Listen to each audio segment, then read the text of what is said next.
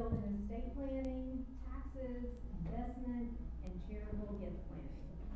And today, you have the opportunity to ask these professionals all your burning questions. So I hope you brought them with you, or at least think of them while we're sitting here. So please allow me to introduce you to our three panelists. I'm going to start with Blair McClanahan on the far end down here. And Blair is an attorney with the law offices of Cheryl David in Greensboro, where she focuses on trusts, elder law, wills, asset preservation, estate planning, trust administration, and probate administration. She received her BS degree from NC State in Business Administration and her JD from Elon University School of Law. She has co-authored the book, How to Protect Your Family's Assets from Devastating Nursing Home Costs, and she regularly speaks at numerous events, public and private, to educate North Carolina citizens on elder law and estate planning. Blair regularly hosts a webinar on the topics of estate planning and asset protection throughout the year. She is a present member of Legal Shield, the National Academy of Estate Planning Attorneys, and the prestigious American Academy of Estate Planning Attorneys. In the past, she has been a preceptor at Elon Law School, where she mentored 2 to 3 law students a year interested in the law field. And along with this, Blair has been named as a rising star by North Carolina super lawyers for the past 3 years and was awarded certification as a certified Medicaid planner by the CMP Governing Board. Please help me welcome Blair. Next, I'd like to introduce you to Eric Palm, right in the middle. And Eric serves as the Chief Trust and Plan Giving Officer at Provision Financial Resources. He is responsible for leading the development efforts at Provision. And prior to joining, Eric served as an Executive Vice President for Pinnacle Bank's Regional Trust and Investment Division. Eric brings with him over 30 years of experience in the wealth management and plan giving industry. During that time, he was responsible for over $10 billion in various trust, investment, and plan giving programs. He's a graduate of Appalachian State University, American Bankers Association, National Graduate Trust School at Northwestern University, American Bankers Association Trust Operations Program, and Florida State University's Financial Planner Program. He also holds both the Certified Trust and Financial Advisor, or the CTFA, and Accredited Asset Management Specialist, the AAMS. Eric has served on various plan giving advisory boards and as a guest speaker at philanthropic conferences, councils, and continuing education events. He is past president of the North Carolina Plan Giving Council, Greensboro Estate Planning Council, and past chairman of the board at Victory Junction. He also served on the board of High Point Christian Academy and the Children's Home Society Foundation. Please join me in welcoming Eric. And last but certainly not least, we have Karen Odom. And Karen began her career with Odom & Company LLP in 1987. In addition to her experience in financial, tax, and estate planning, Karen is a CDFA, or a Certified Divorce Financial Analyst, and works with those who are going through divorce by assisting the clients and their attorneys with the tax and financial aspects that impact their present and future situations. Karen's a graduate of the University of North Carolina at Greensboro and is a member of the American Institute of Certified Public Accountants, the North Carolina Association of Certified Public Accountants, and the Institute for Divorce Financial Analysts. She's an active leader in the community and her church and has competed regionally and nationally in the Pro-Am division of ballroom, Latin, and swing dancing. Maybe she'll spin for us a little later. Karen has placed, she was also selected as one of the recipients of the Triad Business Journal's Outstanding Women in Business for 2016. She's also in addition to being a CPA and a CDFA, she is a CVA, or Certified Valuation Analyst, and an MAFF, a Master Analyst in Financial Forensics. So please join me in welcoming Karen.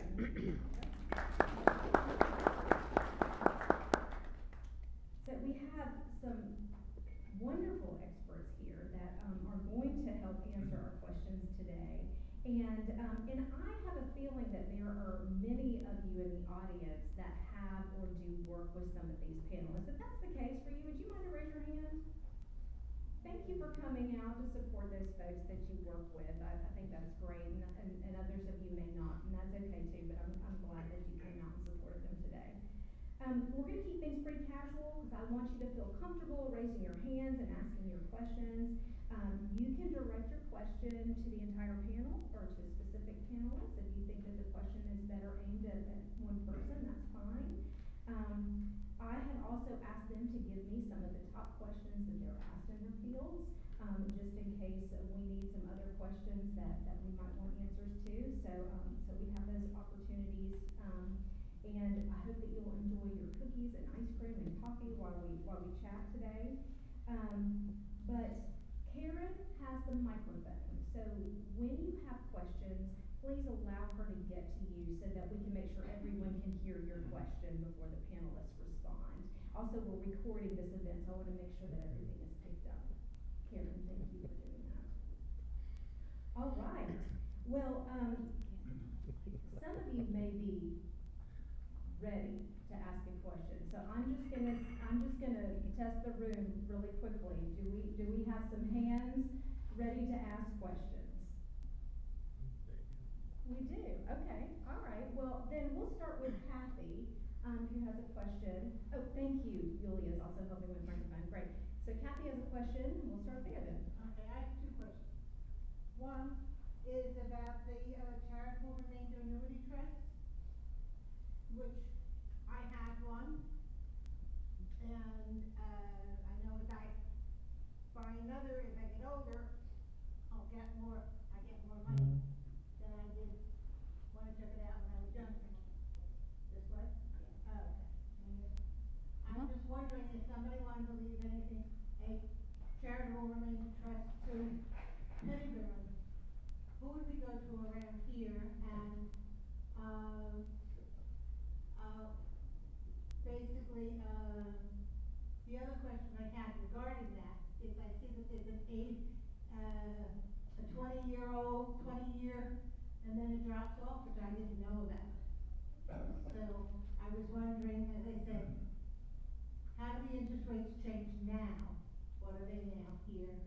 And how would somebody go about finding a place to do it here for Pennybyrn? And what's the minimum amount? I'll jump in here, I guess. So y'all can hear me? Yes. A little closer? Is that good? Okay, wow, you just have to put this thing right up there, don't you? So on the charitable remainder annuity trust, if that's, you say you already have one, correct? And so what that's doing is it's providing you an annuity payment quarterly, monthly, annually, based upon a rate of 5% or more than likely. And that was based upon something that you did at that time, and you received a deduction for that, and now you get the income off this charitable annuity amount. To do another one, because it's a charitable remainder annuity, you can't put more money into that one. So if you were going to do another one, you would have to create another one altogether, separate, to your point. And so usually the rates are, the lowest rate that you can put on a charitable remainder annuity trust or even a unit trust to have it qualify is 5%. And so you, in a sense, work with the nonprofit that you're wanting to have the remainder go to determine the percentage payout amount. And so they may be willing, and you may to do one for 7%. You know, sometimes they can go, depending on age and mortality tables and all this, you could go up higher than that. But then sometimes you have to wonder, you might be getting the income, but unless that investment in the investments in the charitable remainder trust are earning enough to kind of cover that, then you start to go into the principal, and the charity doesn't usually receive the full amount. So many times they won't go. I would say, based upon investment cycles, anything from 5 to 7% is probably a fair charitable remainder annuity or charitable remainder unit trust amount to pick. I imagine most charities would probably be really excited to have something like that, and that is a legal document It's a trust document. It's drafted by an attorney, preferably an estate planning attorney or somebody that understands the wording, and that's how you would go about doing that gift. Did that answer? No. No. But then, like, I can't go to Pennybyrn and say I want them in, Sure. craft. Sure, you could, and what, Unless they've already set up one. you know, each one's individual, so if you wanted to do a charitable remainder annuity trust to benefit Pennybyrn as a remainderman, you would talk to Sarah, Sarah would talk to you and an attorney and a CPA, and you would craft a planned gift that is meeting everybody's. Okay, you wouldn't go to an investment house, to an insurance company to do No, that?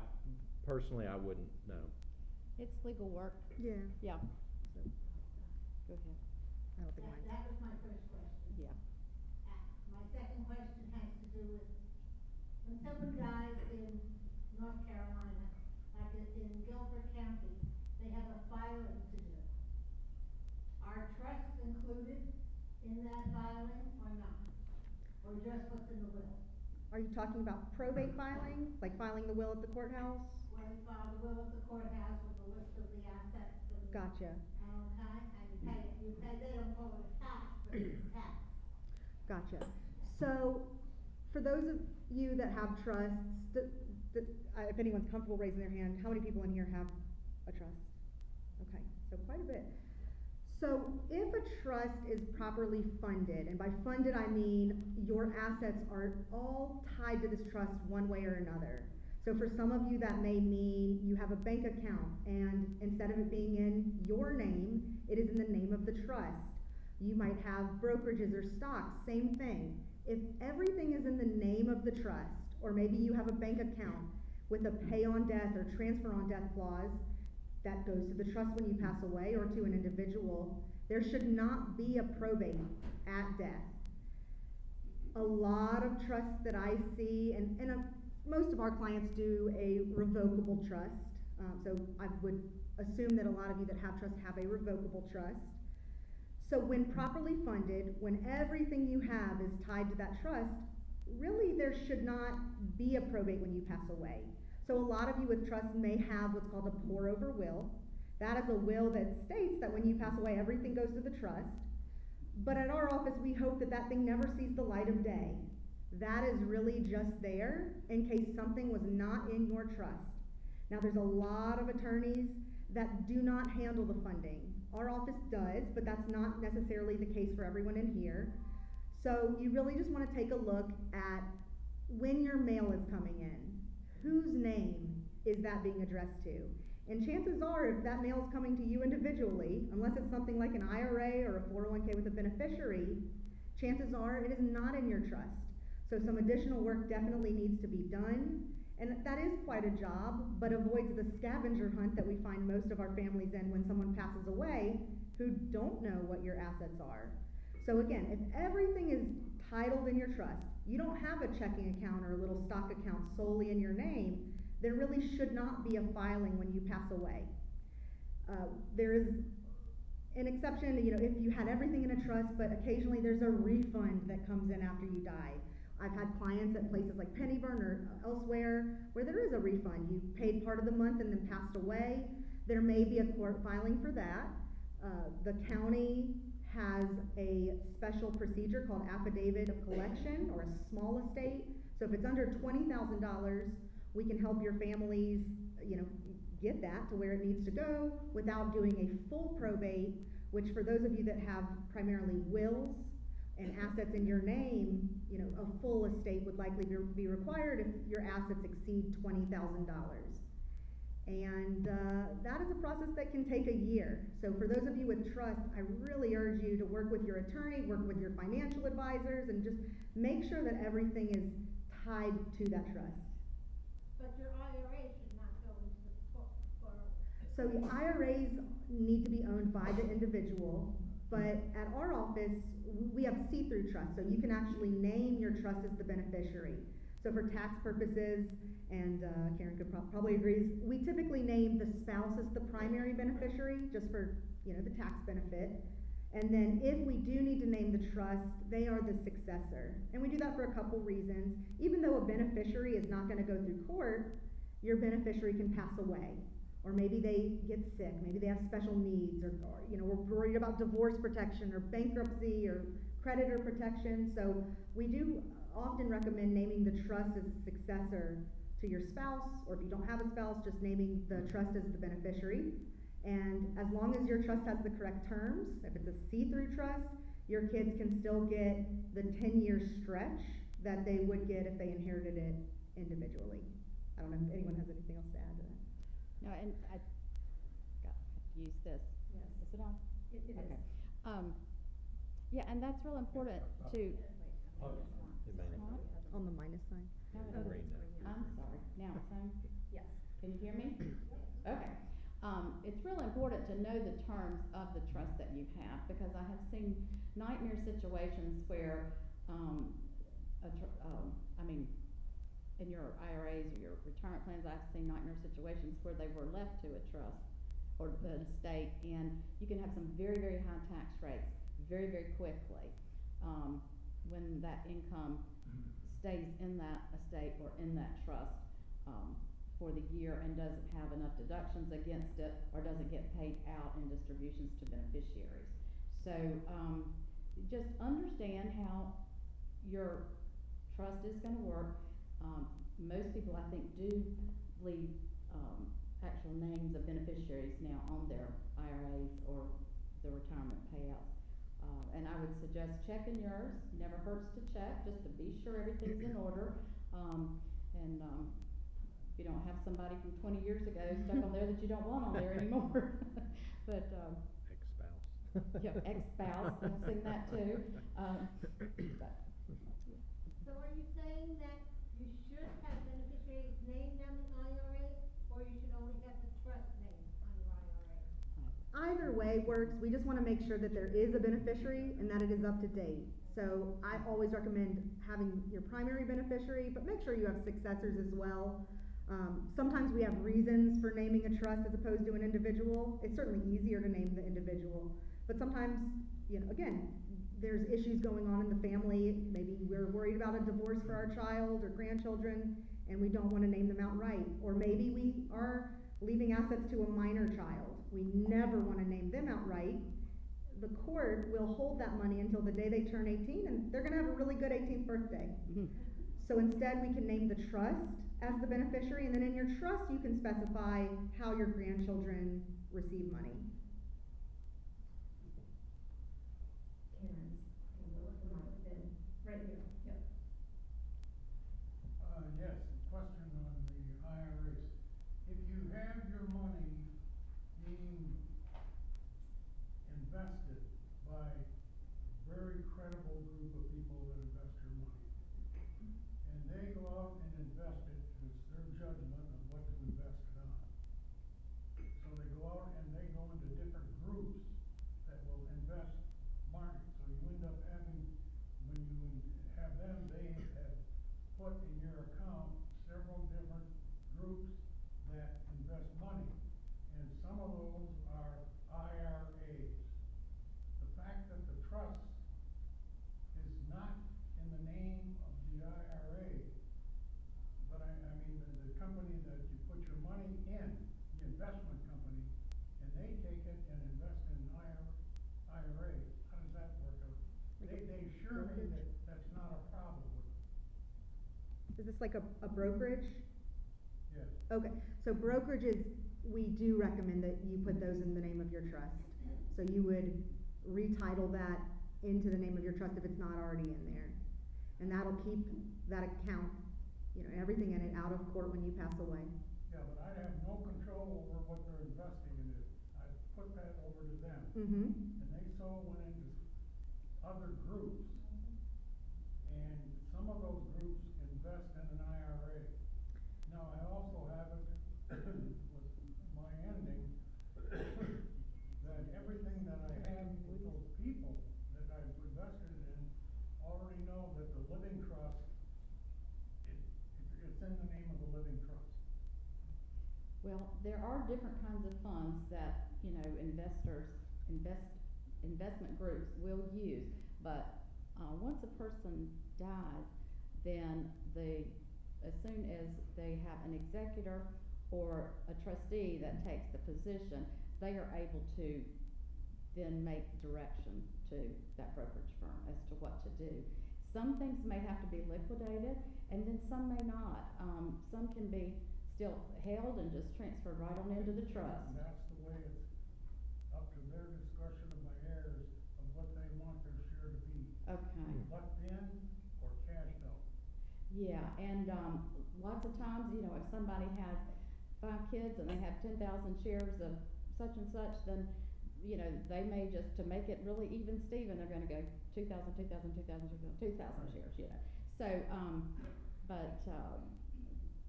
once you can't make that decision anymore, then at least if you've got someone named, they should be able to control that. I'm not making the buy and sell decisions on anything. I have people Exactly. to do that for me. Right. I understand, yeah.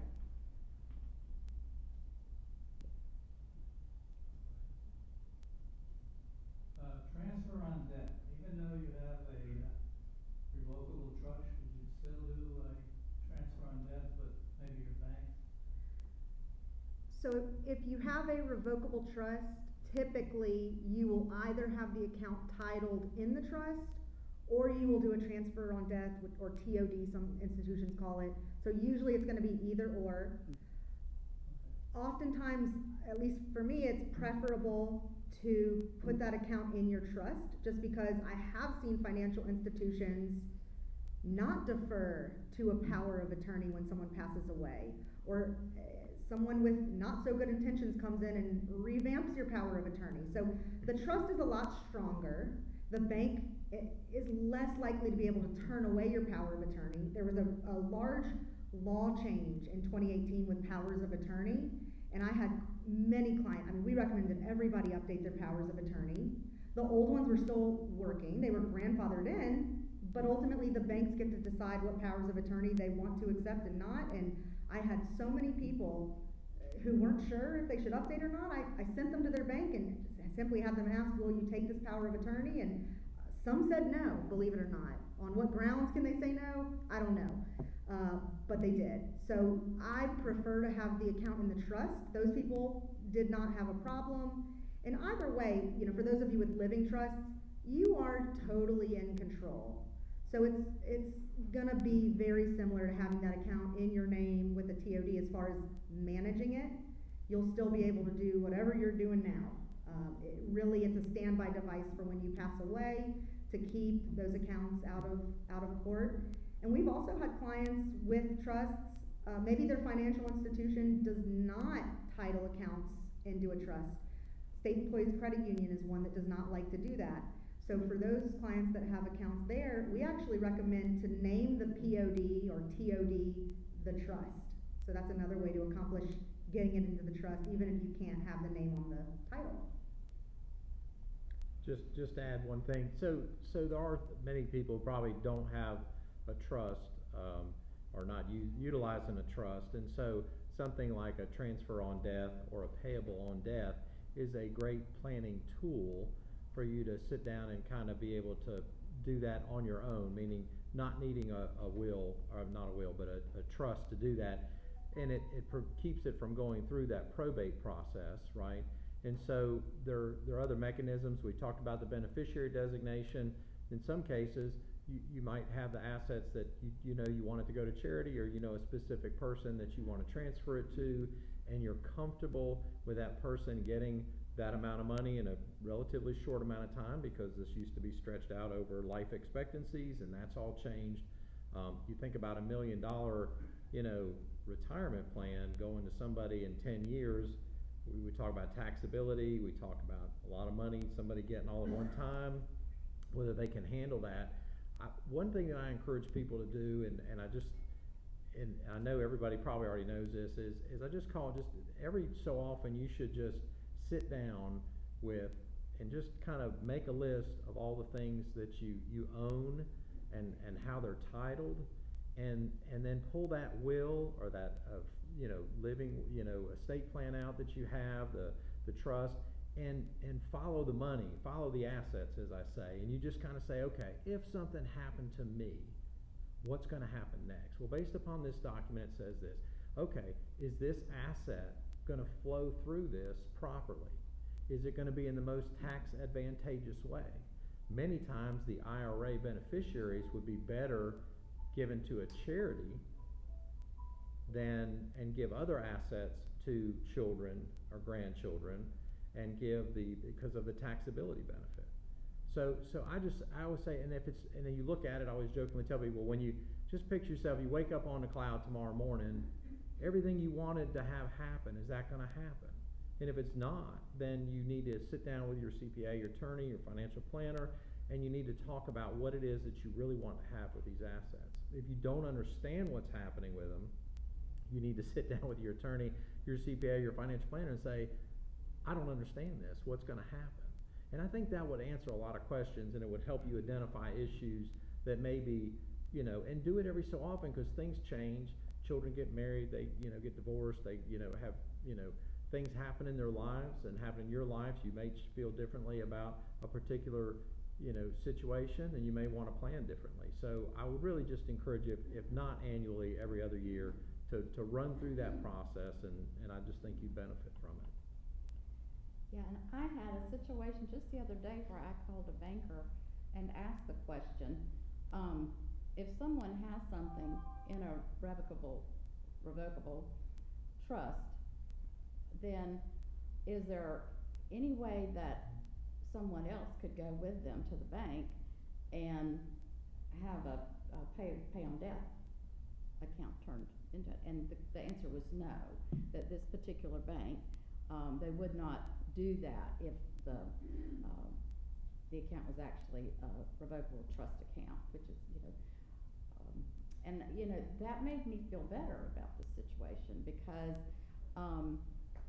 there are times that, and we all know that someone starts having some memory trouble, and if you've got those things in a revocable trust or some sort of a vehicle like that, and you review it often enough, once a year or at least once every time there's been some sort of major life change, then somebody got married, somebody got divorced, somebody passed away, take another look at it, because there will be a day when you may not feel comfortable about making a decision, or your family may not be comfortable with you making decisions to put somebody else on an account. But if you decide that you want it in trust, and then you know where it's going to go one day when you pass, then you can be comfortable that you put it there and it's protected.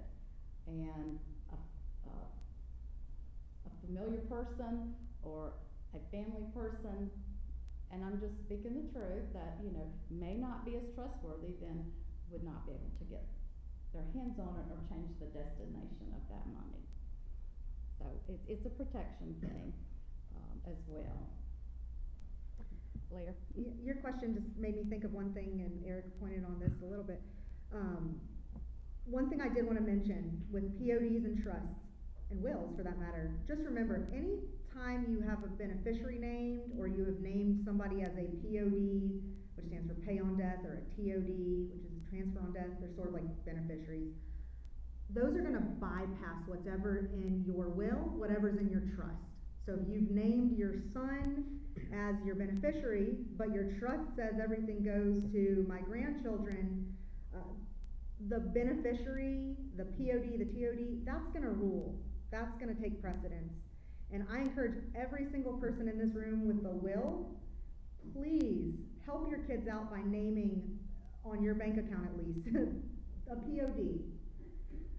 These accounts do not have to be sucked up into the court's realm for a year. Your kids don't have to spend a year of their life managing and filing inventories and appraisals and notice of creditors in the newspapers with a will. If we have a POD, it's an easy way to at least keep some of that money out of court. Now, we can't do PODs or TODs with real estate, unfortunately, although North Carolina is working on it. So that's where a trust might be handy, and especially if you have real estate in other states, there would actually be a probate in every state that you have real estate, even timeshares. We were talking about timeshares earlier. So we have a lot of clients with, you know, a piece of inherited farmland in Virginia or a timeshare in South Carolina or Florida, and they live in North Carolina. That's potentially 3 probates. They are an ideal candidate for a revocable trust.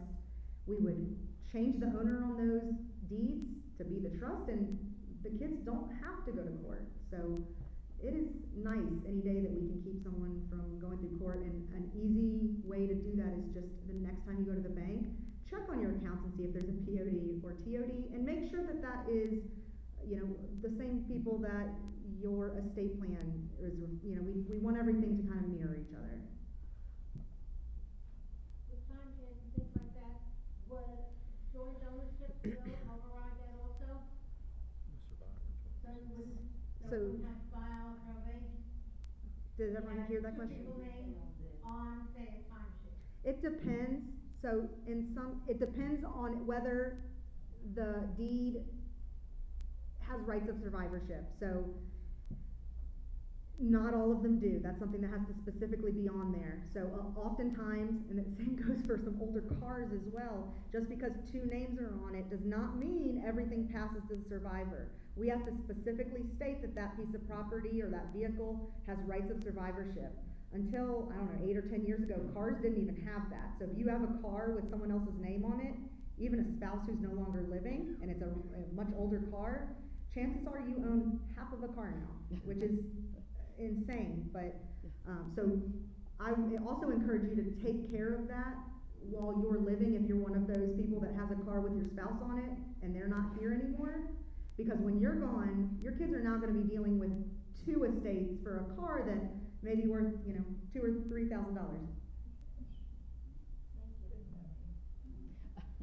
I have a question. I live in Wake County, and I have an attorney in Wake County that did a revocable trust. Would you suggest, we need to make a change to it. Would it be best to stay with the attorney in Wake County, or would someone in Guilford County take it over? What, part of what I would say to that is, it depends if it's a transaction, okay, if it's a transaction, meaning you went to this attorney and you just sat with them one time, it's a transaction and they did that, and they don't know you and they're not part of your, you know, your family, or know that your estate plan, and there's not a relationship there, then yes, I think it would make sense to find somebody close to you and build a new relationship with somebody here locally that you could interact with and that you felt matched kind of your personality and wishes. But many times, you know, if you want to make some people make a simple change on one little thing and they don't realize that there's other stuff that they sat down with an attorney or a CPA and made a plan, and by changing this one little thing, they maybe thrown a monkey wrench in some other stuff, but they just wanted to do a little one-off here with somebody like a beneficiary designation or a bequest or something like that. So it all works together. So whoever your advisor is that you feel comfortable with, that's who I would go to. So, but if you don't have a relationship, yeah, I would recommend having somebody close by. Yeah. And another reason for maybe establishing a relationship with an attorney close by is when you pass away, should there be the need to open any sort of estate, whether it's a small estate or a full estate, it's going to be in the county that you lived in when you passed away. So it's nice to have that relationship with the attorney, and you know, bring your kids into this plan. That is one mistake I see all the time. You guys have the best plans in the world, but if the kids don't know, hey, there's asset protection in this trust, or who your attorney is, or where you kept assets, or who you banked with. I mean, we have a lot of clients that are very independent and secretive and don't want to fill their kids in, and that's fine. But if you feel that way, please at least set them up for success when you're no longer here, and be organized and intentional, and make sure they know who they can reach out to, because we often see this scavenger hunt that happens when someone passes away, and that's really hard, especially when you have multiple kids or family members and you've named one as your trustee or executor. They're now doing all this work. Oftentimes, even though they can get paid for it, they're not choosing to get paid, and their siblings are all, you know, where's my money? And they're not seeing all the work that this person is doing. It is an unnoticed and unsupported job when we're putting our kids or family in that situation. So set them up for success, let them know who to reach out to, write out your list of passwords, just anything that we can do. I had a client that lived at Pennybyrn who passed away a couple years ago, and we were her executor, and she was so organized. I knew where her garage opener was, so when Pennybyrn was asking for that back, I knew exactly where to go. Do your kids know where you keep things like that? Do we have other questions in the audience right now? Okay, well then Karen, if it's okay, I'm gonna ask you one of the questions that you sent over to me, because I think this is an important one. And it is, how should I take cash now if I need money during retirement so that it will save taxes for my heirs? Okay, well, depends first of all on what assets you have, and are they income producing? What kind of income do they produce? Is it ordinary income? Is it tax exempt income? Is it capital gain income?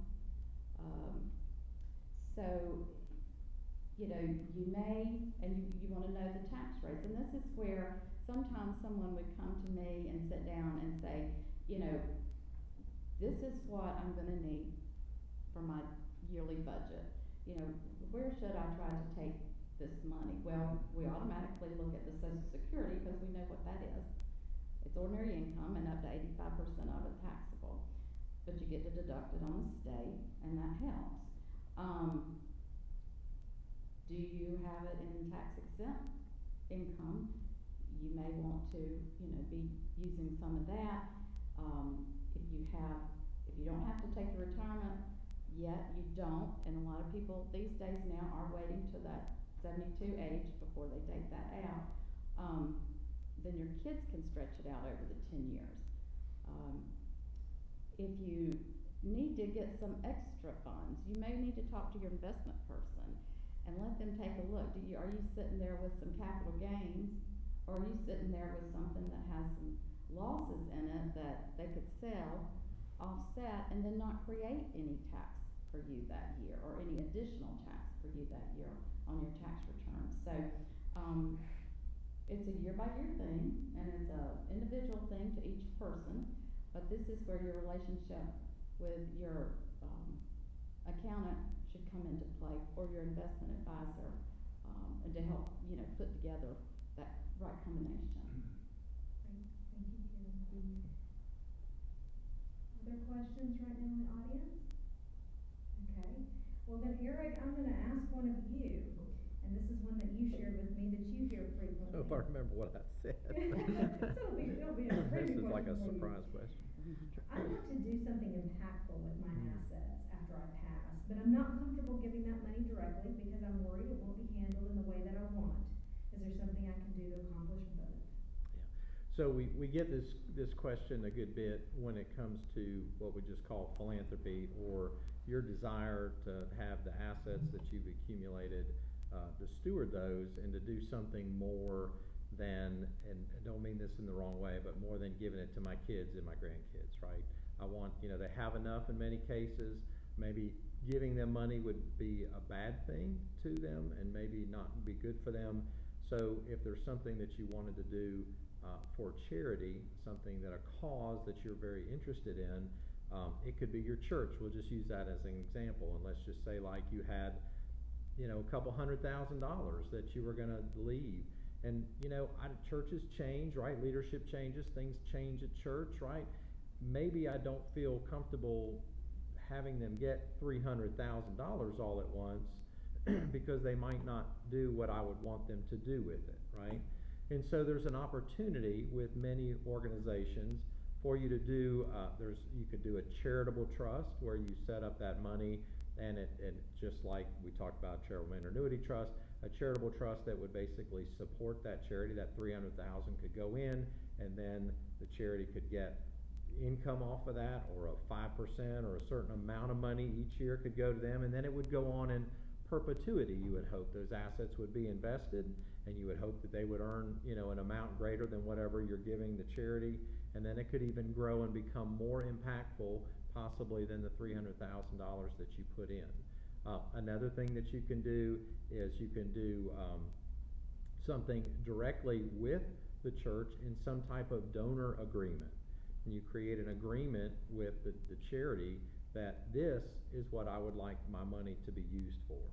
And you set that up, and then most charities would honor that donor agreement, donor arrangement at the provision. That's what we would do. We have individual donor agreements for managing funds to allow them to benefit whichever charity that might be the Baptist Children's Home or something like that, and then we manage that and we take care of that. But sometimes you just need to, it goes back to that planning part. What do you want this money to do for you? What do you want this money to do for someone else? And what's the most efficient and best way to do that? And talking with your advisors and talking with that charity, so somebody like Sarah talking with her and saying, here's what I'd really like to do.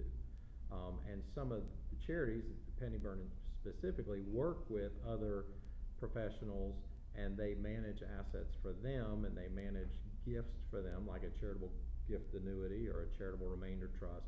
And so that is already that relationship's already set up, and you might be able to benefit from some of those relationships that are already set up with Pennybyrn or whichever charity you're working with. Thank you. Blair, I think that this is one that our group might be especially interested in, and it is, how do I ensure my healthcare and financial wishes are followed if I become incapacitated? Thank you. Yeah, so we want to make sure that we have healthcare powers of attorney, financial powers of attorney. Some people call them durable power of attorney. They go by many names. And I believe Pennybyrn, they ask you when you move here to provide that with them.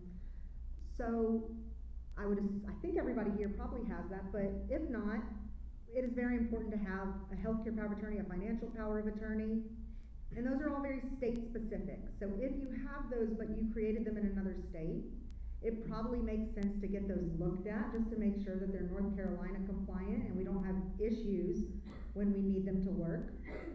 The main healthcare documents are the living will, where you can specify whether you want to be kept alive on machines, a healthcare power of attorney, where you can actually appoint who's making your decisions, and a HIPAA authorization, so that we can make sure the hospital can release private information, or the doctor, so that insurance will pay your bills. So we want to make sure that we have all of those, plus the financial power of attorney. I mentioned earlier there was a big law change in 2018 with powers of attorney. So if you have a power of attorney over finances that's from before 2018, I would really recommend just taking a look at it. And not all powers of attorney are created equal. So the statutory power of attorney that you can go on Google and print off for free, it's a little basic. That's not going to allow your agent to go to the bank and change the POD or create a trust if they need to. So let's say it is your intent to name Pennybyrn, for example, as the TOD on one of your accounts, but you're not in a place where you can leave. You're maybe not as mobile, and you need your power of attorney to do it.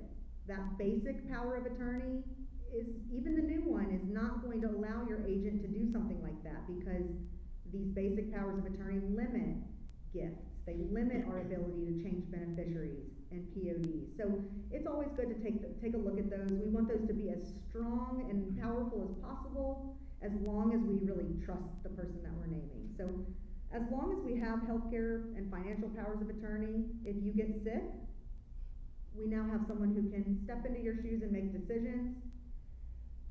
We want to keep those up to date, so when people passed away, or there's a better choice, or someone's moved, we just want to make sure that the person you named is the right person for that role.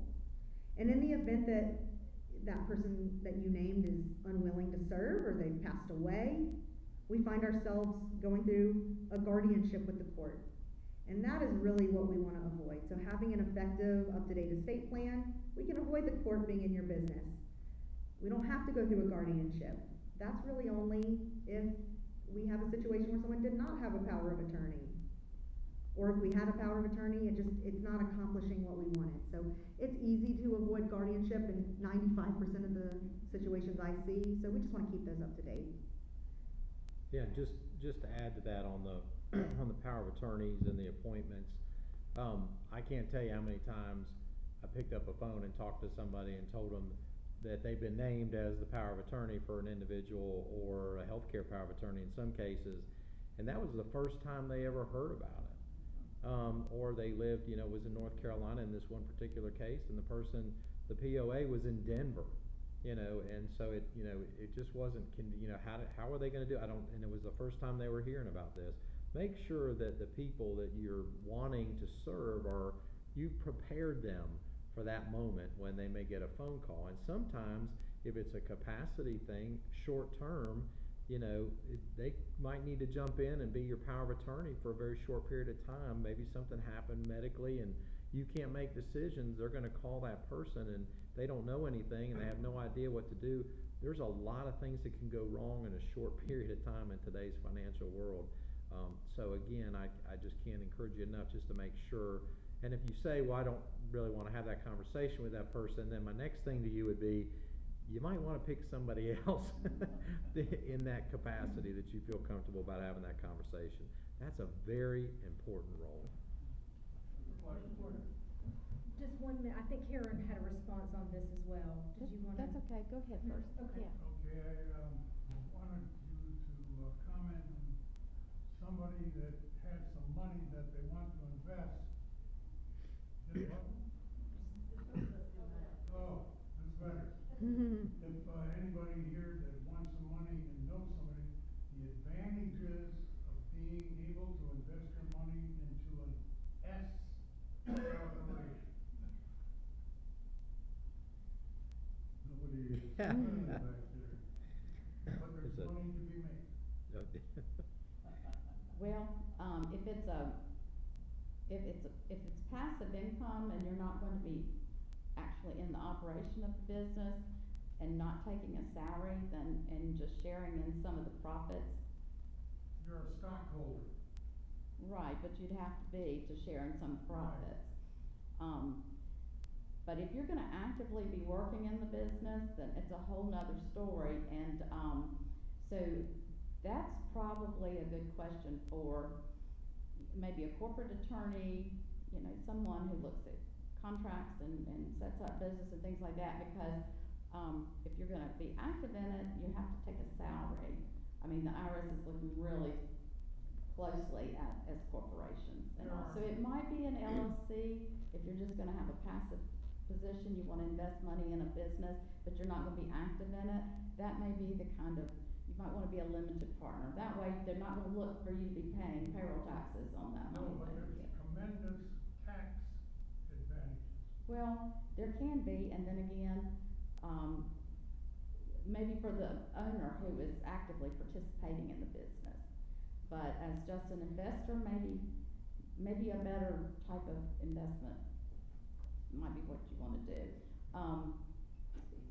You really need your CPA and your attorney looking at and if you're gonna be active in it, part of the operations is one thing. If you're just gonna be a passive investor, then it might be a different story.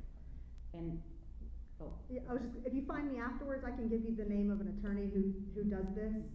I can't tell you a lot about the benefits of setting one up for yourself, but for anyone that does have an S corp, LLC, any sort of business interest, we also wanna make sure that's tied with your estate plan as well. So if you have a trust, we wanna make sure your interest in that business is tied to the trust.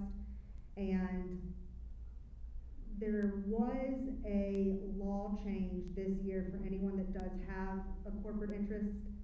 You guys might be able to speak on this more than me, but it's through the financial crimes unit. So basically, anyone who has any sort of business interest, there is a reporting that has to be done before the year end, or there's massive fines. So if you do have a business interest, please talk with your accountant or your attorney who handles your business affairs. I don't know if you guys know any about the FinCEN. right, that's correct, and, we're still figuring it out. Yeah.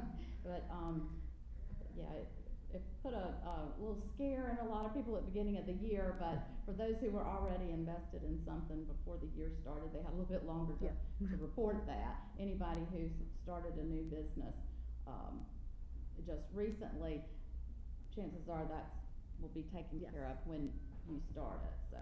And you have till the end of the year, so I don't wanna Yeah. worry anyone who might have a business interest. You have till the year end, but make sure to get that done. That's a huge thing that affects so many people. I think there was a Yeah. question back here.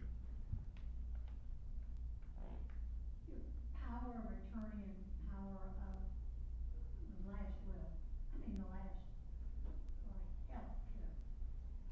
Do you recommend, the people who have indicated I want to do these things, do they need to have a copy of it? Or where's the best place for me to, so they can get hold of it? But don't put it in your lockbox. Please. And, but yes, I absolutely think that you should, you know, if you trust this person, that's why you're naming them in that position. And, you know, I would let them know that. It's a wonderful thing for somebody to think that much of you, to name you that. And then they're prepared, and they've got it, and they can put it in a safe place.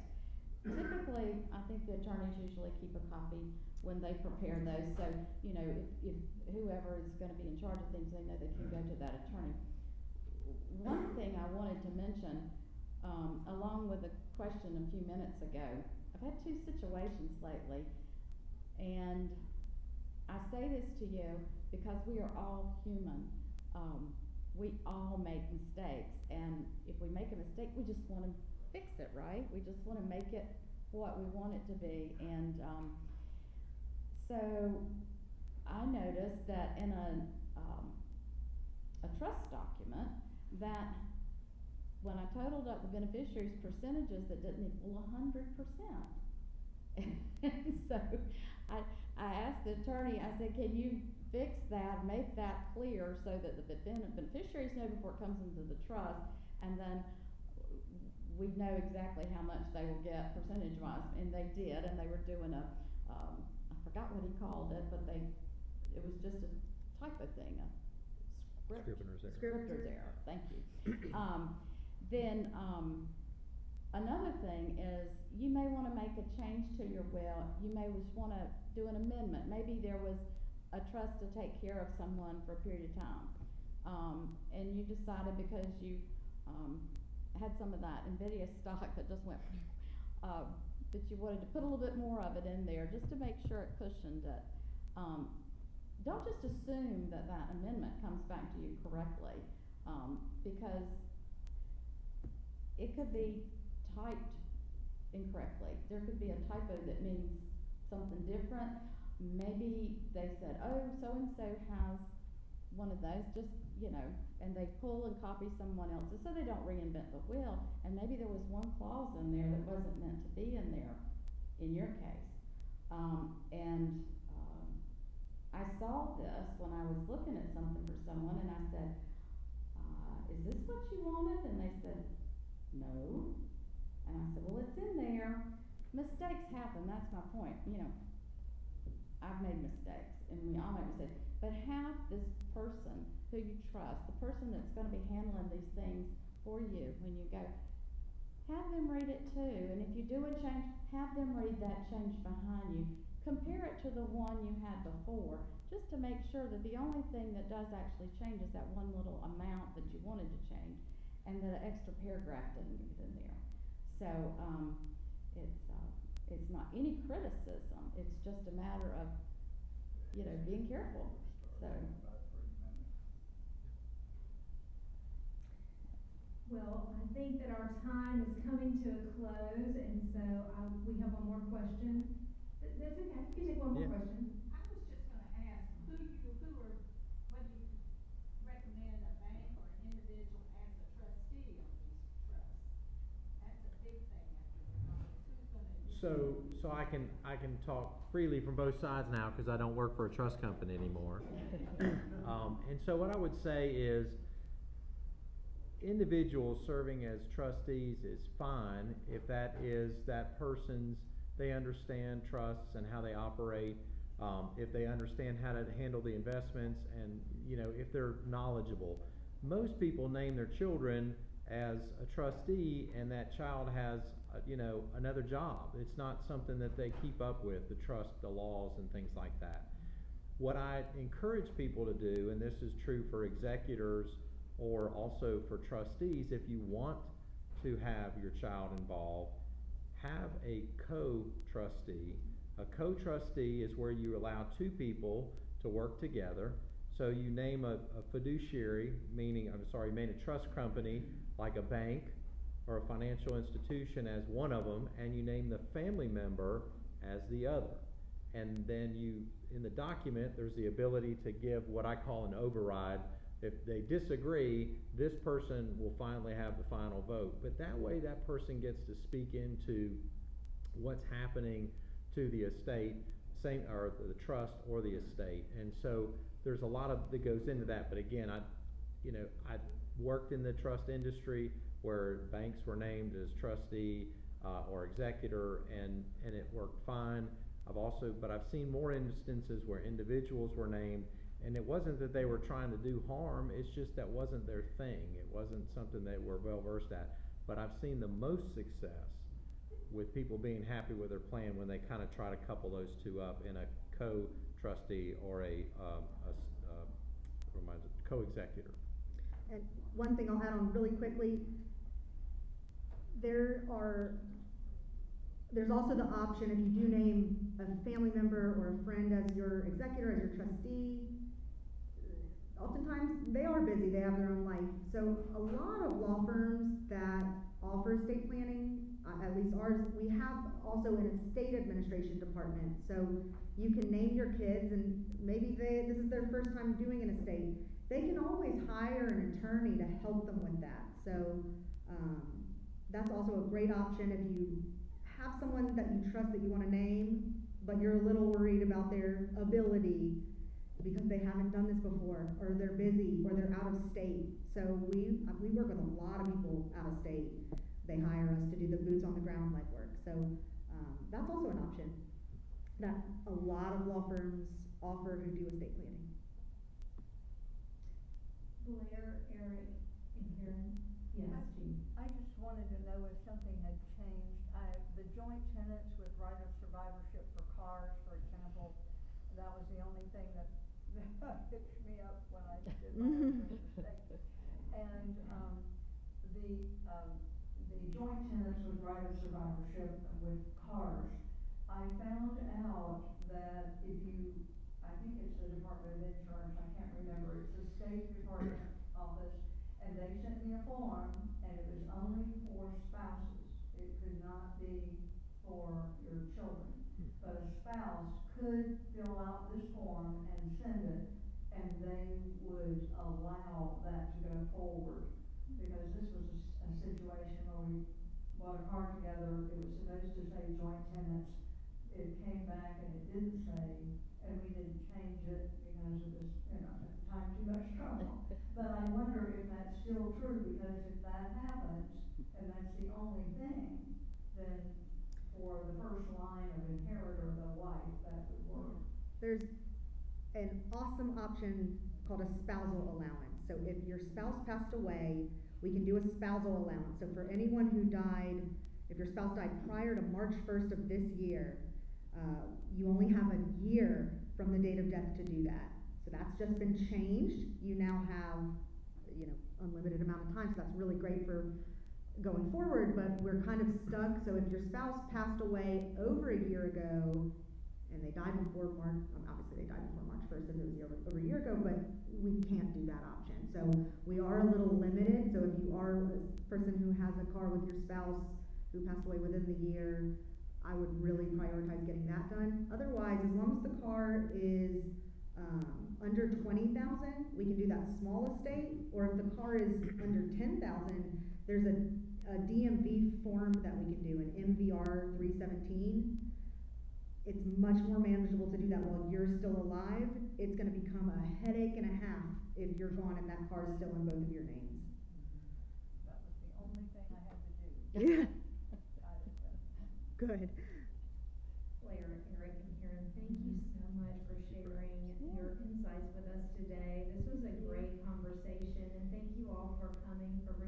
questions. I just wanted to share that as you're thinking about your estate plans, and I know that they're already in place, but as you think about making tweaks and changes, and Pennybyrn is a thought for something for your future gift planning, I've left some information on the centers of your table about various low cost, no cost, income bearing gift options, for Pennybyrn or other organizations that you care about. So there's a little bit of information. Also, we do have, Pennybyrn's Legacy Society. Many of you in this room are a member of that. And, by planning for future gifts, you can become a member as well. So there's some information on that. My door is always open. You probably have ideas of your own. Maybe this conversation spurred some thoughts for you, things you want to talk about. I'd love to talk with you at any time. You can find me on Melzesta. My information is on the tables as well. But again, thank you all so much for being with us today, for sharing with us today. Thank you all for coming, and I hope everyone has a wonderful rest of your day. Thank you, Sarah.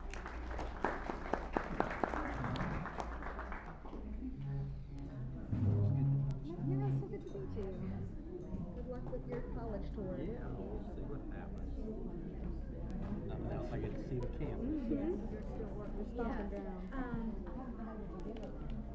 I think she's on vacation.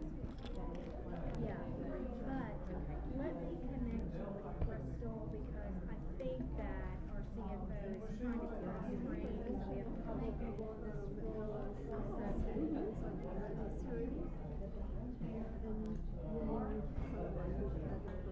Yes, his name is, I can put it, yeah, please. His name is Desmond Sheridan.